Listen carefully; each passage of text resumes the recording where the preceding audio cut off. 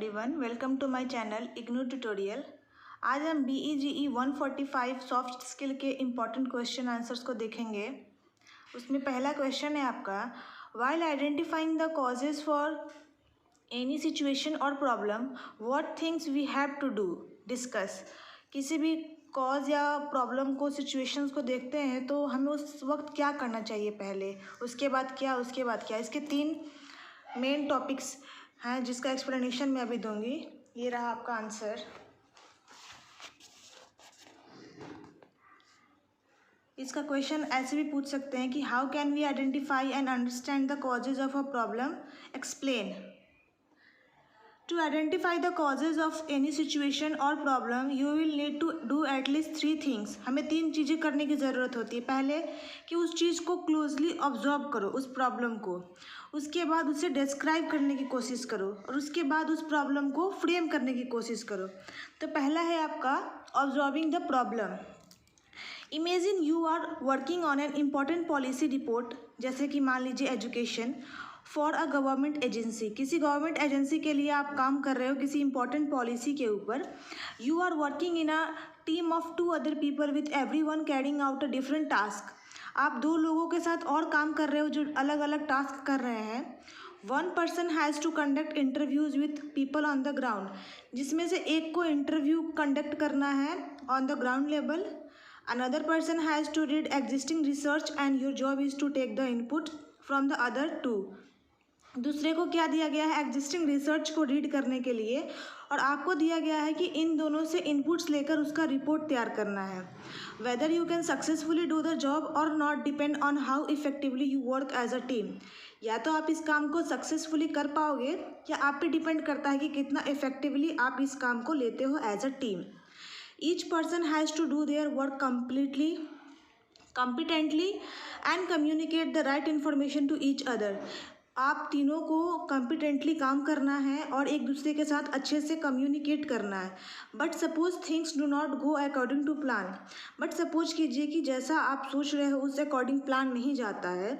The person who has to conduct interviews does not do all the interviews and share partially written version of them. जिसको interview conduct करने के लिए दिया गया है वो अच्छे से कंडक्ट नहीं करता है इंटरव्यू, और आपसे आधा अधूरा रिटन शेयर करता है चीज़ें कि ये हुआ वैसे हुआ। The person who has to read the existing research does not share all the relevant inputs with you.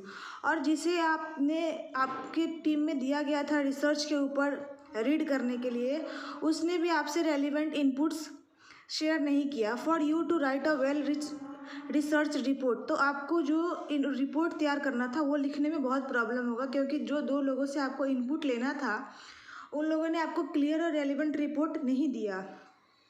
With partial information you can not really write a good report. Partial information के साथ आप अच्छी report नहीं बना सकोगे। So you feel confuse and anxious as the deadline for submission nears. और आपका deadline means अभी सबमिट करने का टाइम नज़दीक आ गया है, तो आप क्या करोगे, कन्फ्यूज़ हो जाओगे, बहुत ज़्यादा गुस्सा आएगा आपको। Now the first thing to think about is that one should not let these problems grow to such an extent. आपको ये सोचना है कि इस लेवल तक प्रॉब्लम आए ही नहीं। You have to observe the behavior and working pattern of your colleagues right from the beginning. आपको अपने कलीग्स और अपने टीम का जो एक्टिविटी है वो स्टार्टिंग से ही देखना है कि वो क्या कर रहा है और कैसे कर रहा है। उसे बार बार याद दिलाना है, उसे इनक्रेज करना है काम करने के लिए।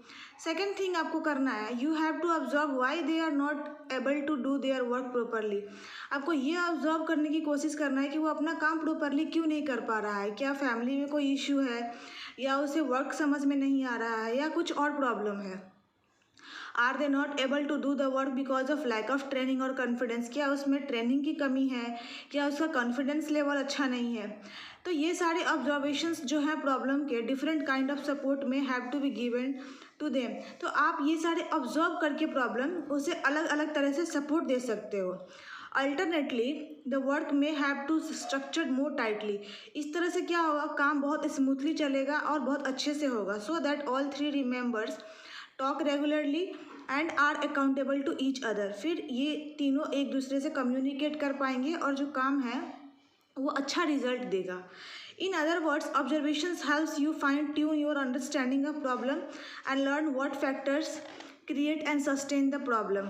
इस तरह से अगर आप ऑब्जर्व करने लगोगे प्रॉब्लम को तो आपको समझ में आएगा कि प्रॉब्लम क्या है और इससे सस्टेन करने के लिए हम कौन से सॉल्यूशंस ढूंढ सकते हैं।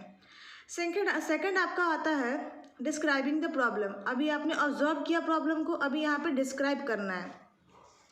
Observation is usually followed by descriptions where you begin to detail the different components of the problem. Observation क्या है? Descriptions को follow करता है जिसमें आप problem के components को बताना शुरू करते हो अलग अलग लेवल पे। Through descriptions you can unpack the different layers of a problem, identify and articulate the finer details of what you observe and sense. आप अगर किसी प्रॉब्लम को ऑब्जर्व करते हो तो उसे अच्छे से डिस्क्राइब कर पाओगे कि आपने क्या देखा, उसको डिटेल वे में बता पाओगे। Imagine you are teaching a class of first year undergraduate students. Imagine करो कि आप अंडर ग्रेजुएट बच्चों को पढ़ा रहे हो, फर्स्ट ईयर के students seem very passive overall and do not respond to your questions. बच्चे पैसिव दिख रहे हैं और आपके क्वेश्चन का रिप्लाई रिस्पॉन्ड अच्छे से नहीं दे रहे हैं, except for a couple of students, कुछ बच्चों को छोड़कर। You observe that many students seem shy and timid. आपने ये नोटिस किया कि बच्चे बहुत शर्मा रहे हैं और डरपोक जैसा बिहेव कर रहे हैं। Most of them do not make any eye contact and seems to be bit lost. बच्चे आपसे आई कॉन्टैक्ट नहीं कर पा रहे हैं और ऐसा लग रहा है जैसे वो अपनी दुनिया में खो गए हैं। You also observe that the English language proficiency of many students is a bit weak. आपने ये भी नोटिस किया कि बच्चों का जो इंग्लिश लैंग्वेज है वो बहुत कमज़ोर है। So they are probably not able to understand the content of your lecture. इसलिए हो सकता है कि वो आपका जो लेक्चर है उसके कंटेंट को समझ नहीं पा रहे हैं। You feel a little frustrated overall, but you also realize that you need to understand the problem in more detail. आप थोड़ा फ्रस्ट्रेट होते हो बट सोचते हो कि मुझे इसकी गहराई तक जाने की ज़रूरत है कि आखिर प्रॉब्लम कहाँ आ रही है। To describe the problem, you will first have to articulate what you observe. तो किसी भी प्रॉब्लम को डिस्क्राइब करने के लिए पहले आपको उसे आर्टिकुलेट करना पड़ेगा, ऑब्जर्व करना पड़ेगा। For example, what do students exactly do in the classroom. आखिर बच्चे कर क्या रहे हैं क्लासरूम में? वो नोट्स बना रहे हैं या नहीं, वो टेक्स्ट बुक के ऊपर देख रहे हैं या नहीं, आई कॉन्टेक्ट आपके साथ बना रहे हैं या नहीं, ये सभी चीज़ें आपको नोटिस करनी है। Are they sitting towards the back और फ्रंट ऑफ क्लासरूम। क्या वो क्लासरूम में आगे बैठते हैं या पीछे बैठते हैं? उसके बाद वो क्लास में रेगुलर हैं या नहीं, ये सभी चीज़ें ऑब्जर्व करने की ज़रूरत है। This will help you concurrently identify the behavior and conduct of students in the classroom. ये बच्चों के बिहेवियर को कंडक्ट कैसे करना है, उनको कैसे सही करना है, इसमें हेल्प करेगा क्लासरूम्स में। This is important because you need to be sure that your observations are not illusory or incomplete. और आपको ये भी ध्यान रखना है कि आप इमेजिन नहीं करें कि प्रॉब्लम क्या है। आपका जो ऑब्जर्वेशन है वो इनकम्प्लीट नहीं होना चाहिए। Now to deliver deeper and get a sense of the finer detail of the problem, you will have to gather more data. और डिटेल में जाने के लिए आपको और डेटा की ज़रूरत होगी, और डेटा इकट्ठा करना होगा। You will have to talk to students. आप उनके साथ बैठो, उनके साथ बात करो, प्रॉब्लम क्या है, क्यों रेस्पॉन्स नहीं कर रहे हैं, क्यों पैसे बिहेव कर रहे हैं, ये सभी चीज़ों को नोटिस करो। For example, it may be because they fear being judged. हो सकता है कि वो सोच रहे हो कि हमें, अगर मैंने गलत आंसर दे दिया तो बाकी बच्चे हमें इसी बेसिस पे जज करेंगे। या हो सकता है कुछ बच्चे उसमें इंटेलिजेंट हो, कुछ वीक हो, तो वीक बच्चे आंसर दे देंगे तो इंटेलिजेंट बच्चे सोचेंगे ये गलत आंसर देता है, इसे कुछ नहीं आता है। तो ये सभी चीज़ें प्रॉब्लम में हो सकती है। और they are not able to pay attention to the lecture. हो सकता है कि वो क्लास के लेक्चर में अटेंशन ही ना दे रहे हो, उन्हें मोटिवेशन की ज़रूरत हो, और भी बहुत सारे रीजंस हो सकते हैं। आप उनके साथ बैठकर बात करोगे तो समझ में आएगा। You can especially describe the type of linguistic issues they may be facing by doing a short survey of their writings. Are students experiencing problem with vocabulary? क्या बच्चों को वोकेबुलरी में प्रॉब्लम आ रही है, या कंसेप्चुअल्स समझ में नहीं आ रहे हैं उन्हें, या किसी आर्ग्यूमेंट्स को स्ट्रक्चर नहीं कर पा रहे हैं वो। You will also have to describe your own behavior and conduct by getting feedback from students. आपको बच्चों से बात करना है कि आपका बिहेवियर कैसा है, आपका वे ऑफ कंडक्ट क्लासरूम में कैसा है। To understand whether your own actions are discouraging students from speaking and responding. क्या कोई आपका ऐसा एक्शन है जिसकी वजह से बच्चे रिस्पॉन्ड नहीं कर रहे हैं, अच्छा बिहेव नहीं कर रहे हैं, किसी चीज़ को समझ नहीं रहे हैं।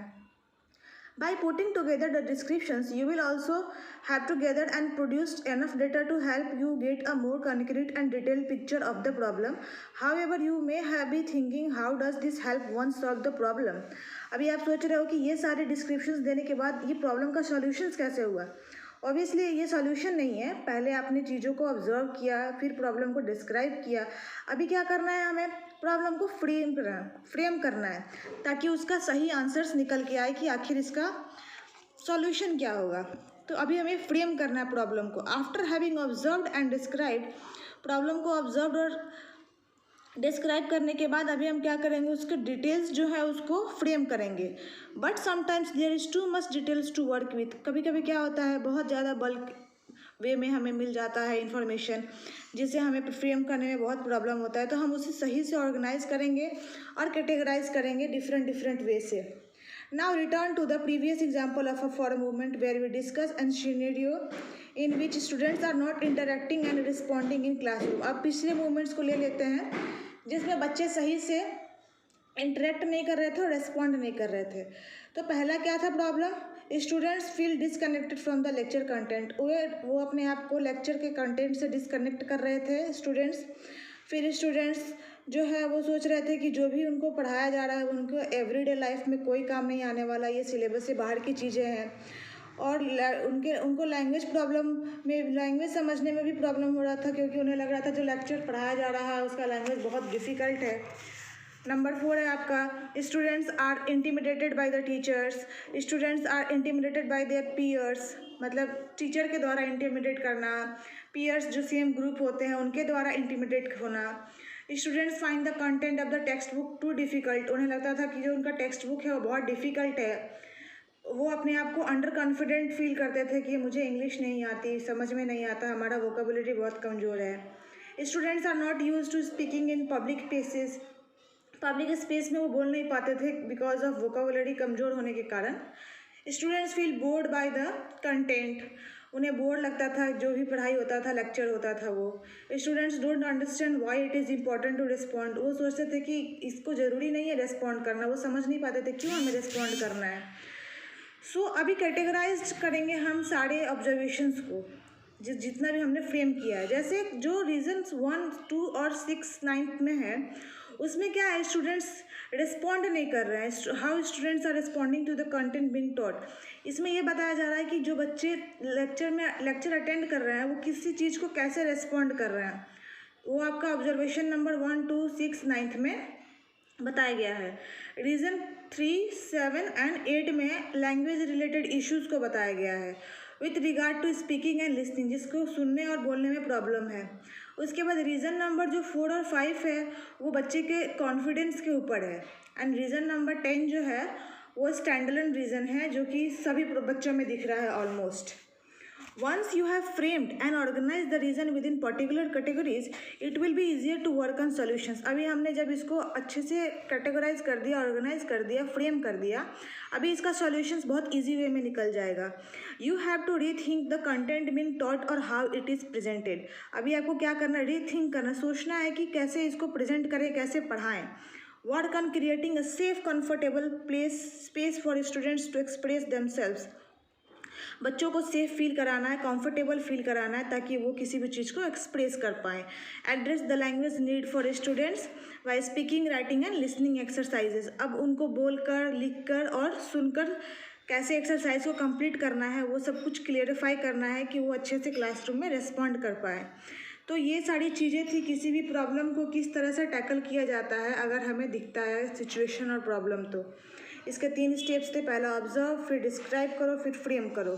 अभी चलते हैं क्वेश्चन नंबर 2 पे। What kind of competence does one need for working with others towards shared goals? No sorry, question number 2 is this, what is the constitutional position on disability in India? जो constitutional position है, हमारा जो constitution है वो जो अपंग होते हैं उनके ऊपर क्या है, कि किस तरह का लॉ, कानून, राइट्स बना हुआ है हमारे इंडिया में। Now come to this question. So answer of this question is this, हमारे इंडिया में कोई फिजिकली या मेंटली या जिस तरह से भी फिट हो ना हो इससे कोई फ़र्क नहीं पड़ता, सबके लिए अलग अलग कानून बनाए हुए हैं, सबके लिए अलग अलग राइट्स बनाए हुए हैं। उसमें आपका पहला है फंडामेंटल राइट्स में, the constitution sources to the citizen including the disabled right of justice. उन्हें राइट ऑफ जस्टिस है, लिबर्टी ऑफ थॉट्स है, एक्सप्रेशंस है, बिलीफ है, फेथ है, वर्शिप है, इक्वलिटी ऑफ स्टेटस मिला है, and of opportunity and for the promotion of fraternity. ये सारे हमारे कॉन्स्टिट्यूशन में सिक्योर किए गए हैं किसी भी सिटीजन्स के लिए, डिजेबल्ड हो या उनके पास फिजिकली वो फिट हों। सेकेंड नंबर आपका आता है आर्टिकल 15 के 1 में, which enjoins on the government not to discriminate against any citizen of India. किसी भी सिटीजन ऑफ इंडिया को डिस्क्रिमिनेट नहीं किया जा सकता on the ground of religion, race, caste, sex और प्लेस ऑफ बर्थ। इन सभी के बेसिस पे किसी को भी डिस्क्रिमिनेट नहीं किया जा सकता। आर्टिकल 15(2) में ये बताया गया है that states have no citizens including the disabled shall be subjected to any disability, liability, restrictions और conditions on any of the above grounds in the matter of their access to shops, public restaurants, hotels। जो कि पहले बताया गया था discriminations आपका on the ground of religion base. तो उस तरह से आप किसी भी अगर शॉप में जाते हो तो आपके कास्ट, आपका रेस, आपका सेक्स, प्लेस ऑफ बर्थ, ये सब जजमेंट नहीं होगा। आप किसी भी पब्लिक रेस्टोरेंट में जा सकते हो, होटल में जा सकते हो, प्लेसेस ऑफ पब्लिक इंटरटेनमेंट में जा सकते हो। In the use of wells, tank, किसी भी पानी का यूज़, कुएँ का यूज़, बाथिंग टब्स, घाट्स, ये सभी चीज़ों का आप यूज़ कर सकते हो। इसमें आपका कोई डिस्क्रिमिनेशन नहीं होगा, होली और पार्शली कुछ भी नहीं। हमारे ये गवर्नमेंट का रूल है। Women and children and those belonging to any socially and educationally backward classes और the scheduled caste and tribes can be given the benefit of special laws और special provisions made by the state. हमारे जो India में lower caste peoples हैं, जिसको हम schedule caste, schedule tribe and OBCs बोलते हैं, अदर बैकवर्ड क्लासेस, इनको स्पेशल ट्रीटमेंट दिया जाता है हमारे इंडिया में। इनके लिए हर प्रोविजंस अलग अलग बने हुए हैं, स्पेशल ट्रीटमेंट मिलता है इन्हें। आपका उसके बाद पॉइंट आता है there shall be equality of opportunity for all citizens including the disabled in matters relating to employment और appointment to any office under the state. आपको इक्वालिटी अपॉर्चुनिटी इक्वल वे में मिलेगा हर सिटीजन्स को, वो चाहे डिजेबल्ड हो या फिजिकली फिट हो। उसको जो एक फिजिकली फिट एम्प्लॉय को मिलता है पेमेंट, वहीं जो अनहेल्दी है, जो अनफिट है, उसे भी वही पेमेंट मिलेगा। उसके बाद आपका पॉइंट है no person including the disabled irrespective of his belonging can be treated as untouchable. छुआछूत का कोई भेदभाव नहीं होगा उनके साथ। It would be an offence punishable in accordance with law and provided by article 17 of the constitution. Article 17 के तहत हमारे कॉन्स्टिट्यूशन है, उसके लिए बहुत ही स्ट्रिक्ट पनिशमेंट है जो उस इंसान को मिलेगा अगर वो अनटचेबल तरीके से बिहेव करेगा। नेक्स्ट पॉइंट है every person including the disabled has his life and liberty guaranteed under article 21 of the constitution. जितने भी डिजेबल्ड इंसान हैं उसको अपनी ज़िंदगी जीने का, अपनी आज़ादी से ज़िंदगी जीने का पूरा हक है, जो हमारे कॉन्स्टिट्यूशन के आर्टिकल 21 में लिखा हुआ है। Then the next point is there can be no traffic in human being including the disabled and beggar and other form of forced labour is prohibited and same is main punishable in accordings with law. कोई भी इंसान किसी भी इंसान को चिढ़ा नहीं सकता है पब्लिक प्लेस पे, या किसी भी तरह से पनिश नहीं कर सकता है। अगर इस तरह का कोई भी हरकत करता है तो आर्टिकल 23 के तहत उसे पनिशमेंट मिलेगा। Then next point is article 24 prohibits employment of children including the disabled below the age of 14 years to work in any factory और माइन और to be engage in any other hazardous employment. हमारे government ने 14 years तक के बच्चों को right to education का बहुत सारे प्लान्स दिए हैं, और अगर किसी भी फैक्ट्री में, किसी भी इंडस्ट्री, किसी भी माइनिंग फैक्ट्री में 14 से लेकर 14 साल तक के बच्चों को काम करना अलाउड नहीं है, वो फिजिकली फिट हो या डिजेबल्ड हो, कोई फ़र्क नहीं पड़ता। Even a private contractor acting for the government can't engage childrens below 14 years of age in such employment. कोई गवर्नमेंट भी अपने फैक्ट्री में, इंडस्ट्री में 14 साल तक के बच्चों को काम नहीं दे सकता। उन्हें राइट टू एजुकेशन दिया हुआ है। Article 25 guarantees to every citizen including the disabled the right to freedom of religion. Every disabled person like the non disabled has the freedom of conscience to practise and propagate his religion subject to proper order, morality and health. अगर कोई भी इंसान अपने types का, अपनी पसंद का religion को फॉलो करना चाहता है तो उसे पूरा अधिकार है कि वो अपना रिलीजन फॉलो कर सकता है, उसमें कोई उसे रोक टोक नहीं है। Next point is no disable person can be compelled to pay any taxes for promotion and maintenance of any particular religion और रिलीजियस ग्रुप। कोई भी इंसान अपने रिलीजन को बढ़ावा देने के लिए किसी को पैसे पे करता है कि तुम हमारे रिलीजन को फॉलो करो, हम जो बोलते हैं वो करो, ये सभी चीज़ें भी हमारे यहाँ पे बिल्कुल भी अलाउड नहीं है। No disable person will be deprived of the right to language, script और culture which he has to which he belongs. ऐसा नहीं है कि मैं अगर कोई और लैंग्वेज बोलती हूँ तो मुझे किसी और लैंग्वेज को बोलने के लिए फोर्स किया जाए, ये सब भी अलाउड नहीं है। Every disabled person can move the Supreme Court of India to enforce his fundamental rights, and the right to move the Supreme Court is itself guaranteed by Article 32. अगर किसी भी तरह के फंडामेंटल राइट्स में उसको problem आता है तो वो सीधे सुप्रीम कोर्ट का दरवाज़ा खटखटा सकता है इंडिया का, कि मुझे इस तरह का प्रॉब्लम आता है। उसमें जो सुप्रीम कोर्ट है वो भी आर्टिकल 32 के तहत उसे उस चीज़ के लिए जस्टिस दिलवाएगा, मना नहीं करेगा। Then the next point is no disabled person owing property like the non disabled can be deprived of his property except by authority of law through right to property is not a fundamental rights. Any unauthorized deprivations of property can be challenged by suit and for relief by any damage। अगर कोई physically fit नहीं है इंसान तो उसे ऐसा नहीं है कि उसकी प्रॉपर्टी से आप बेदखल कर दोगे, ये भी एक जुर्म है। Every disabled person like the non-disabled on attainment of 18 years of age becomes eligible for inclusion of his name in the general electoral roll for the territorial constituency to which he belongs।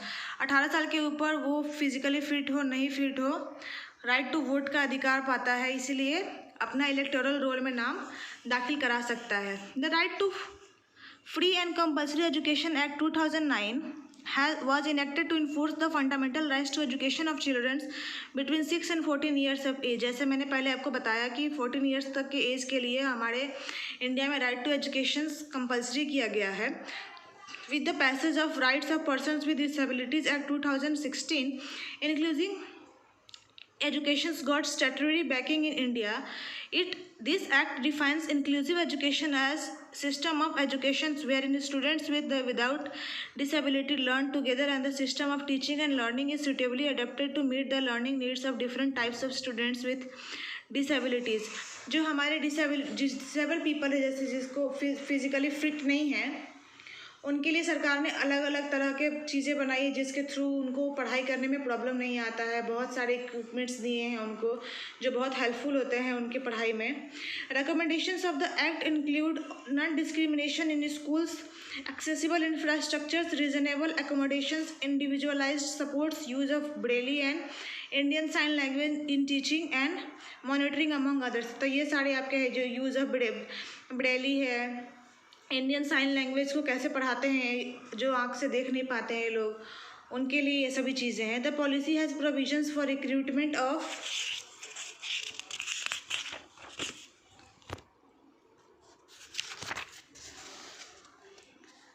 Special educator with cross disability training and incorporates disability awareness within teacher education. In addition, India ratified the United Nations Convention on the Right of Persons with Disabilities in 2007, which envisioned free, quality, inclusive education as the fundamental human rights of every child with a disability।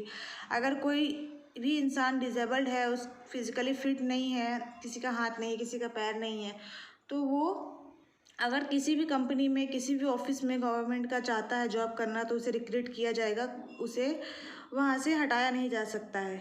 ये सारे आपके points हैं, ये सब same ही है कि उनके लिए क्या क्या बेनिफिट्स हैं।